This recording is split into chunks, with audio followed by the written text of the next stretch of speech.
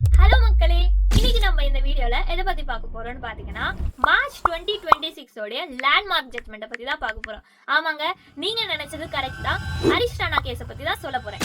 ஒரு மனுஷனுக்கு டிக்னிட்டியோட வாழ்றதுக்கு எவ்வளவு உரிமை இருக்கோ அதே மாதிரி அவங்க செத்து போகும்போதோ அவங்க டிக்னிட்டியோட செத்து போகணும் அப்படின்னு சுப்ரீம் கோர்ட் லேண்ட்மார்க் ஜட்மெண்டான ஹரிஷ் ராணா கேஸ்ல சொல்லியிருக்காங்க. நார்மலா ரைட் டு டெத்ன்றது ஆர்டிகல் 21ல கவர் ஆகல. But right to death with dignity, அவங்க டிக்னிட்டியோட செத்து போறதுக்கான ரைட் வேணா கான்ஸ்டிடியூஷன்ல கொடுத்திருக்காங்க.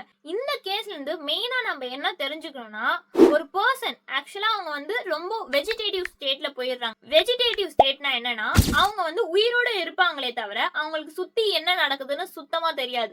அதாவது அவங்க பிரீத் பண்ணிட்டே தான் இருப்பாங்க, மூச்சு விட்டுட்டே தான் இருப்பாங்க, ரத்தம் ஓடிக்கிட்டே தான் இருக்கும். ஆனா அவங்களால ரெஸ்பாண்ட் பண்ண முடியாது, அவங்களுக்கு என்ன பண்ணணும்னே தெரியாது. எதுவுமே ஒரு உயிர் இருக்குமே தவிர ஆனா எதுவுமே அவங்களால பண்ண முடியாது. சோ இப்படி இருக்க ஒரு ஹியூமனால மத்தவங்களுக்கு எல்லாருக்கும் ஒரு தொல்லையாதவே இருக்குமே தவிர அவங்கள வச்சுட்டு எதுவுமே பண்ண முடியாது.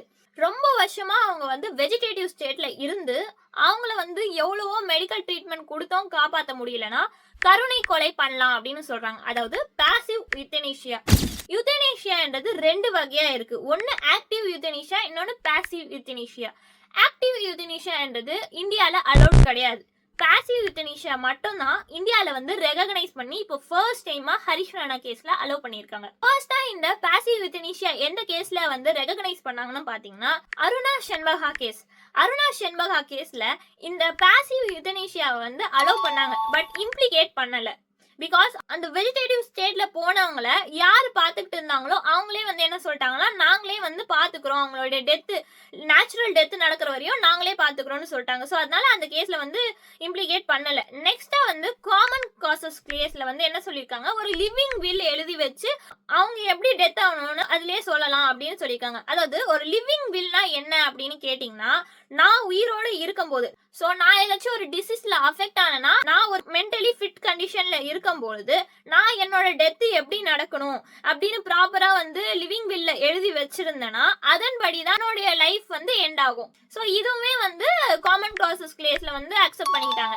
அண்ட் தென் இப்போ தேர்டா லேண்ட்மார்க் கேஸ், அதாவது ஹரிஷ் ராணா கேஸ்ல தான் ஃபர்ஸ்ட் டைம் ஒரு இன்ஜினியரிங் ஸ்டூடெண்ட் ஆக்சிடென்ட் மூலியமா பில்டிங்ல இருந்து கீழே விழுந்து அவங்க வெஜிடேட்டிவ் ஸ்டேட்டுக்கு போயிட்டாங்க. ஸோ அதனால அவங்களுடைய பேரண்ட்ஸ் அவங்கள ரொம்ப வருஷமா ட்ரீட்மெண்ட் கொடுத்தோம், எதுவுமே பண்ண முடியல, இதுக்கு மேல அவங்கள பாத்துக்க முடியாத இந்த பட்சத்துல அவங்க சுப்ரீம் கோர்ட்ல கேஸ் போடுறாங்க.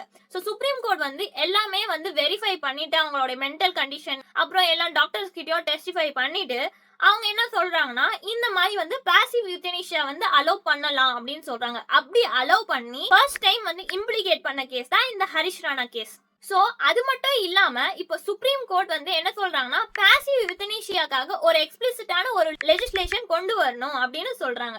சோ வாழ்றதுக்கு எந்த அளவுக்கு உரிமை இருக்கோ அதே அளவுக்கு செத்து போற போதும் அவங்க டிக்னிட்டியோட செத்து போறதுக்கு உரிமை இருக்குன்னு சுப்ரீம் கோர்ட்டே சொல்லிட்டாங்க. இந்த மாதிரி legal updates and legal awareness தெரிஞ்சுக்க நம்ம பேஜை ஃபாலோ பண்ணிக்கோங்க.